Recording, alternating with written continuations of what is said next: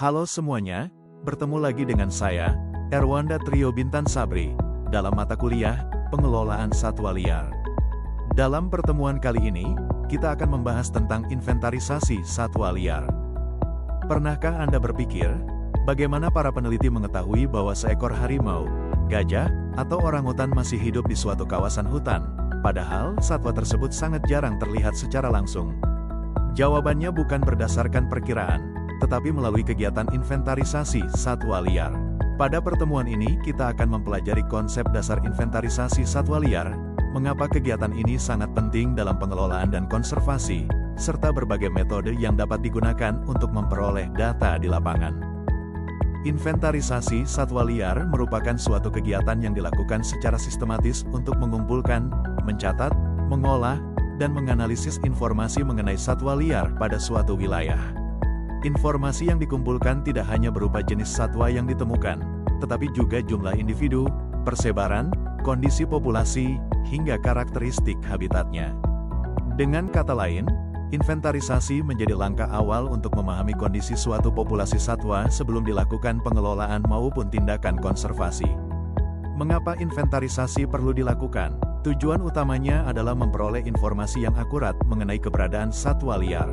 Dari data tersebut, peneliti dapat memperkirakan ukuran populasi dan kepadatan, mengetahui pola penyebaran satwa, serta mengidentifikasi habitat-habitat penting yang harus dipertahankan. Selain itu, inventarisasi juga memungkinkan kita memantau perubahan populasi dari waktu ke waktu sehingga dapat menentukan prioritas konservasi dan mendukung pengambilan keputusan dalam pengelolaan satwa liar.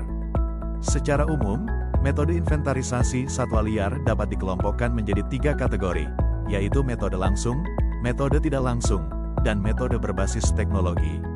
Pada metode langsung, pengamat mengamati satwa secara langsung di lapangan. Contohnya adalah visual encounter survey, point count, dan line transect. Metode ini cocok digunakan apabila satwa relatif mudah dijumpai.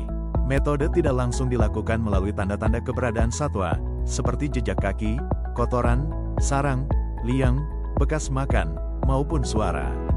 Pendekatan ini banyak digunakan untuk satwa yang sulit diamati secara langsung. Sementara itu, perkembangan teknologi telah menghadirkan berbagai metode modern, seperti penggunaan kamera jebak atau kamera trap, drone, GPS telemetri, dan perekam suara otomatis. Teknologi ini memungkinkan pengumpulan data yang lebih efisien, terutama untuk satwa yang aktif pada malam hari atau hidup di habitat yang sulit dijangkau.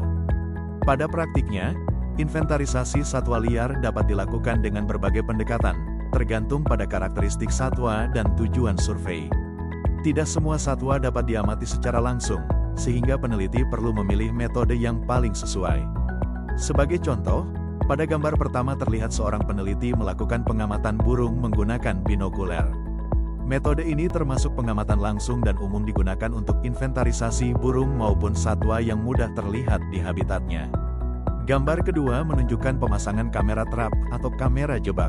Kamera ini akan merekam satwa secara otomatis ketika mendeteksi adanya pergerakan. Metode ini sangat efektif untuk mendeteksi satwa yang aktif pada malam hari, bersifat pemalu, atau sulit dijumpai secara langsung. Pada gambar ketiga terlihat jejak kaki satwa. Jejak merupakan salah satu bukti tidak langsung yang dapat digunakan untuk mengetahui keberadaan satwa di suatu kawasan, meskipun satwanya sendiri tidak terlihat. Agar identifikasi jejak dilakukan dengan benar, peneliti menggunakan panduan seperti yang terlihat pada gambar keempat.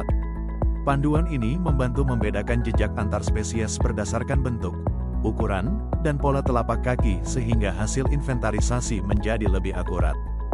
Dari contoh-contoh tersebut dapat kita lihat bahwa pemilihan metode inventarisasi sangat dipengaruhi oleh karakteristik satwa, kondisi habitat, serta tujuan penelitian yang ingin dicapai.